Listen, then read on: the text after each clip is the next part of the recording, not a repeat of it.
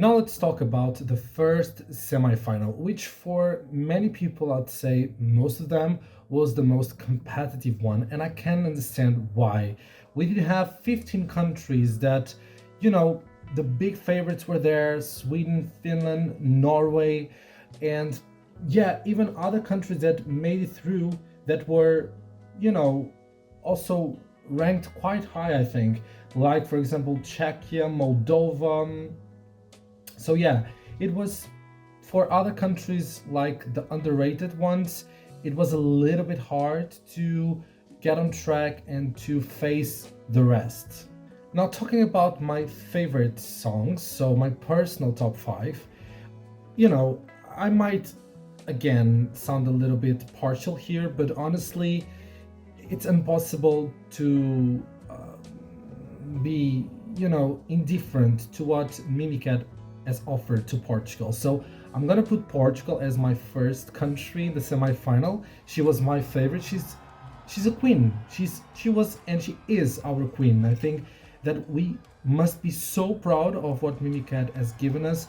And in the semifinal, especially in such a strong one, she killed it. She nailed it. She was so beautiful on stage, so confident. I was really, feeling proud, not because I'm Portuguese, but also because I felt that the arena was with her. Like they were screaming, almost like they were rooting for her, and we could feel the energy. Of course, she has a great song and she has a great voice, but I think the most important part is her charisma and personality, that we can see it comes alive on stage. It's beautiful. So well done to Mimicat. Of course, we made it through by a little bit, but at least we did it. And in such a strong semifinal, I was so proud of her. Second place has to go to Finland. I think he even made the live performance better than it actually was. And I love crazy stuff when they are done beautifully and well produced, and I think that's exactly the case.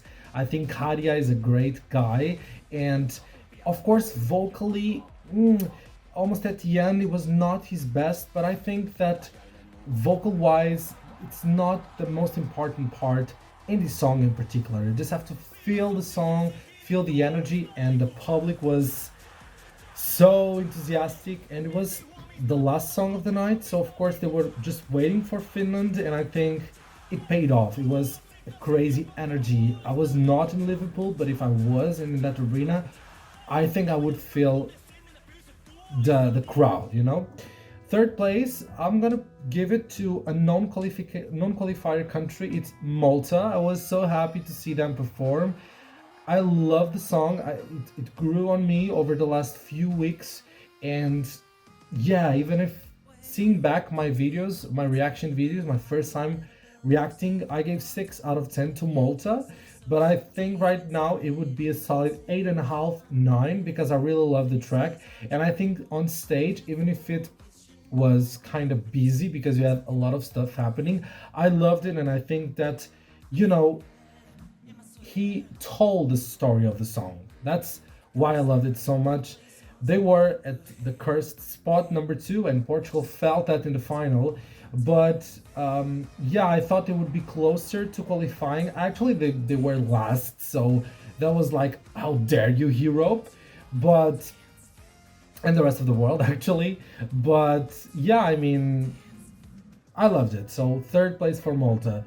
Fourth place, I would give it to Sweden. Of course, we all know Sweden, and this year many people are saying, yeah, it's Loreen again. People just say it's good because it's her. I think the song has value, and I like the entry a lot. It's not my favorite, but I can see why many people really like it. And of course, it would qualify easily. I thought it would end second right after Finland, and I was right. But it's just her. I feel when she does her thing on stage, it becomes so special. I get goosebumps because I feel she's so professional and she feels what she sings. So amazing job done by Loreen with Tattoo. And my fifth place would go for Switzerland, which for me was one of the highlights just because I think the performance was so um, perfect for the song, you know. He was great vocally, and I feel that it was intense because the lyrics are quite strong. But more than that, I just felt it was suitable for the first night and for, you know, the Eurovision stage. I just loved his delivery, and I felt what he was singing. It could come across something negative and seen before, but I just felt he put everything he had on stage, and it worked perfectly. So that would be my top five of the night. Now, if I gotta talk about the biggest surprise for me and the biggest disappointment, that's my next category. Biggest surprise for me would be Switzerland. I just mentioned it, and I felt like, yeah, I mean, the song was in my top 20s, but it got up, I don't know to which position, but I preferred it much more seeing it on the Eurovision stage. About the disappointment of the night, for me, it has to be the Netherlands. I just felt that it didn't work. The song was in my top 10, so I was really hoping for a big performance to come. They were second to last right before Finland, that could have damaged them, and it did. But it was not the running order. I could blame, I mean, the main singers, because for me it's like, if they picked this song and the other track was amazing, they should have rehearsed for the big stage, for, you know, showing us a live performance. And I'm sure they did, they rehearsed, but I'm like, when you have three parties, when it just doesn't work, I mean, didn't they think about that before? I was really like, how is that possible for the Netherlands to bring a performance like this? I'm not saying it was horrible, I'm just saying that the vocals were not good, because I felt the presentation, I felt the atmosphere, but they changed the audio so much, because they were, it was impossible for them probably to hit some of the notes, so they kind of did falsettos, and so they didn't use much chest voice, and for me that was annoying.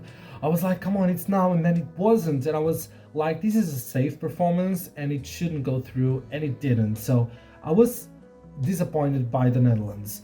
Talking about the results, so we did have these 10 countries you can see that qualified. I think we don't need to talk much about the safer qualifiers. I think that the most important part here is to mention Croatia. I thought they would, because it was only televote, but honestly they didn't deserve it. It was horrible. For me it was horrible, and I see many people hating this entry and many others loving it, so I'm on the hate part, I must say.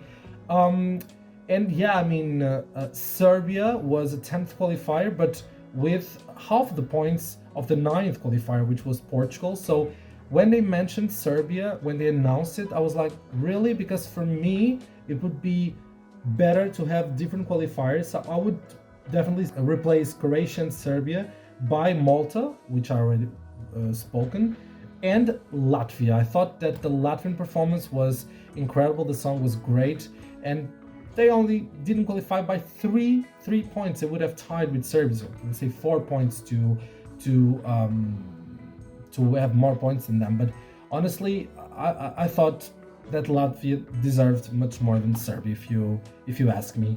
Then, yeah, about the non-qualifiers, I think that Ireland, Azerbaijan, and the Netherlands for me were not good performances.